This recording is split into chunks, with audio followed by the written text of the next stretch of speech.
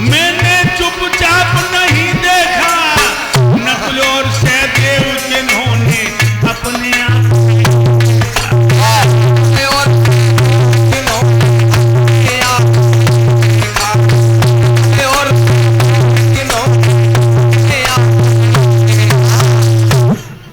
कहने लगी सारी सभा चुप बैठी, ऐसा इंसाफ नहीं देखा और आज तक बिटिया को नंगी करता बाप नहीं देखा।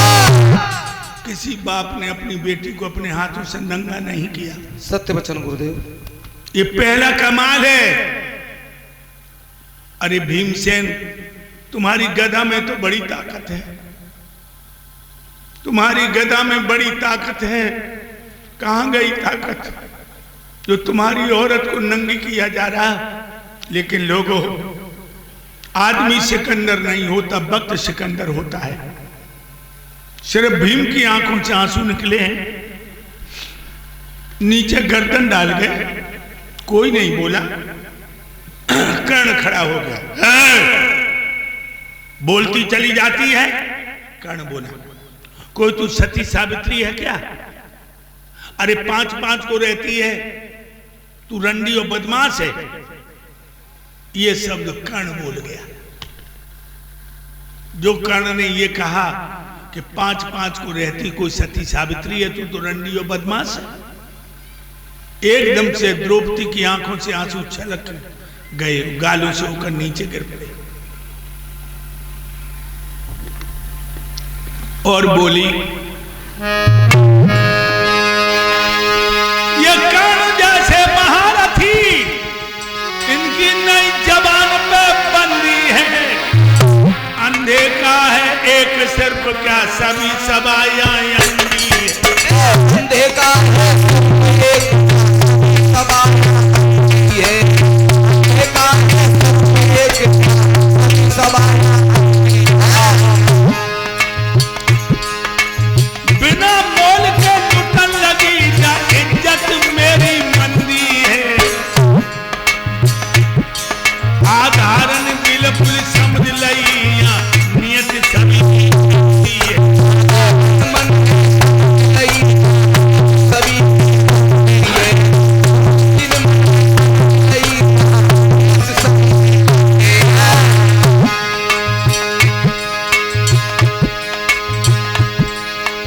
बुरे कर्म का बुरा नतीजा अगर ताने हो जाएंगे। चांडाल चौकड़ी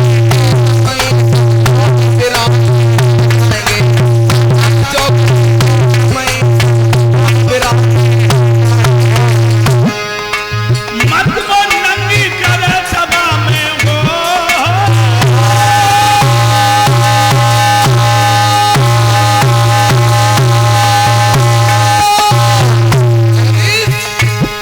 हर मत को नंगी करे सभा में से सौलानी है जाएंगे। चांडाल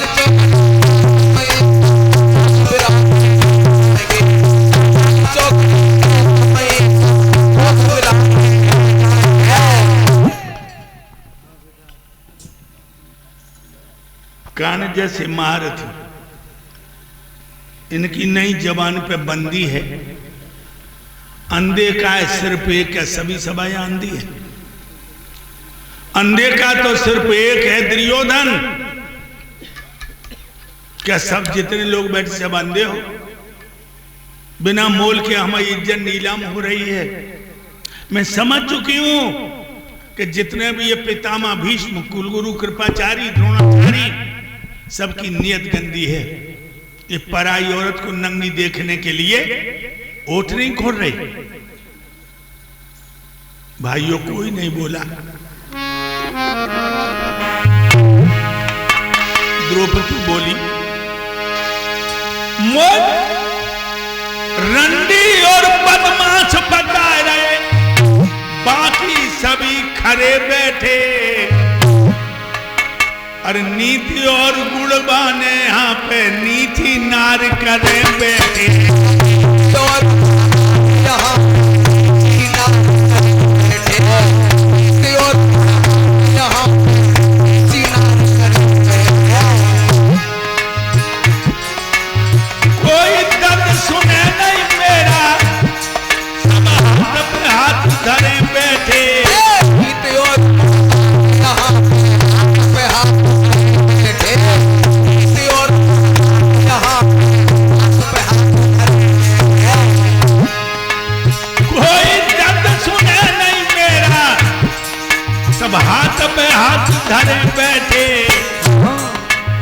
दुर्योधन मोर राण समझ मेरे पांचों पति।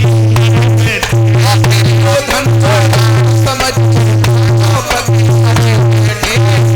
दुर्योधन समझ पांचों पति अरे बैठे।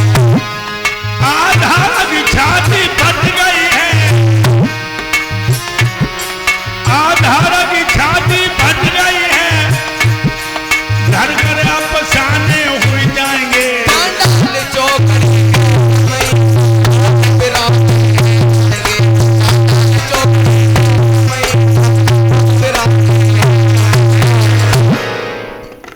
कहने लगी द्रौपदी, मोर रंडी और बदमाश बतारे, बाकी सभी खड़े बैठे। और नीत और गुणवान यहाँ पर नीची नार करे बैठे। कोई दर्द सुने नहीं, मेरा सब हाथ पे हाथ धरे बैठे। और दुर्योधन मोर राण समझ मेरे पांचों पति मरे बैठे। तब भी तुझे लाज नहीं आई।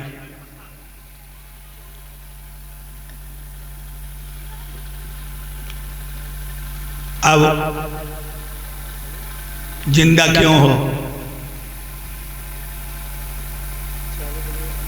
अब जिंदा क्यों हो तुम?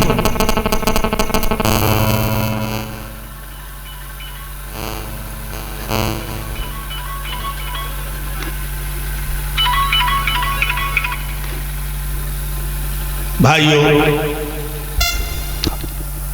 कौन बोल रहे?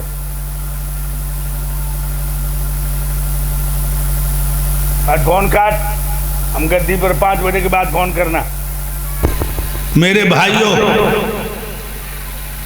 उसी समय दुर्योधन का प्राणांत हो जाता है, मर गया। इधर दादा भीष्म बाणों की सैया पर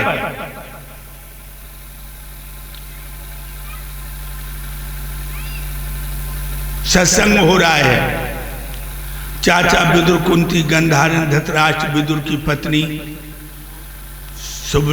सुलभा और 5 पांडवा, द्रौपदी, वेदव्यास, कन्हैया, सत्संग चल रहा है। सत्संग चलते चलते फाल्गुन का महीना आ गया।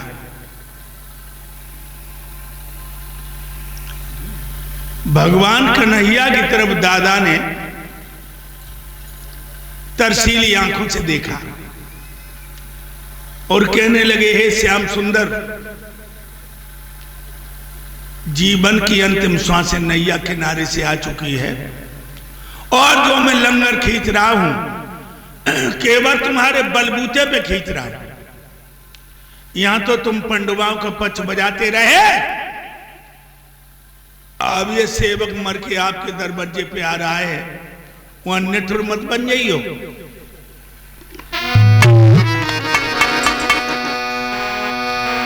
सुन भीषम के बेन भरे जल ने न गिरा उचारी, और क्यों शर्मिंदा कर रहे हो के बाल ब्रह्मचारी।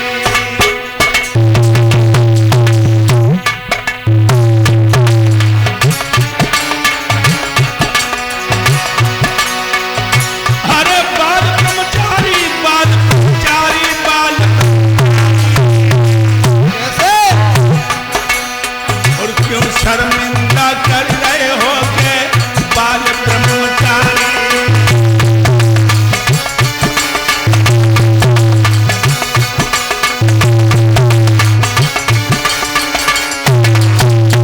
भगवान कहने लगे, हे पितामह, हे भारत के भूषण करमवीर, ये प्रलाप मत दिखाओ,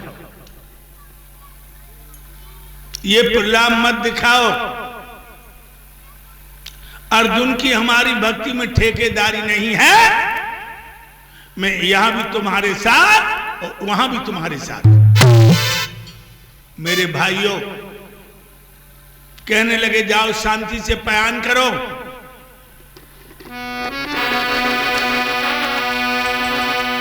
अरे यूं कहने लगे बनवारी,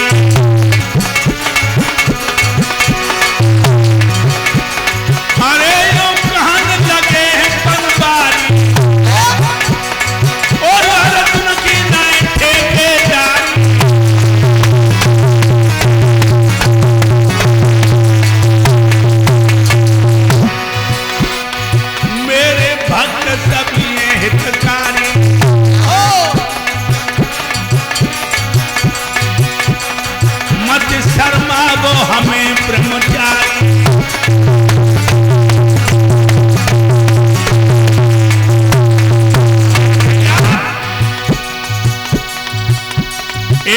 जैसे दादा की आंखों से आंसू छलके। ओम शांति कहा।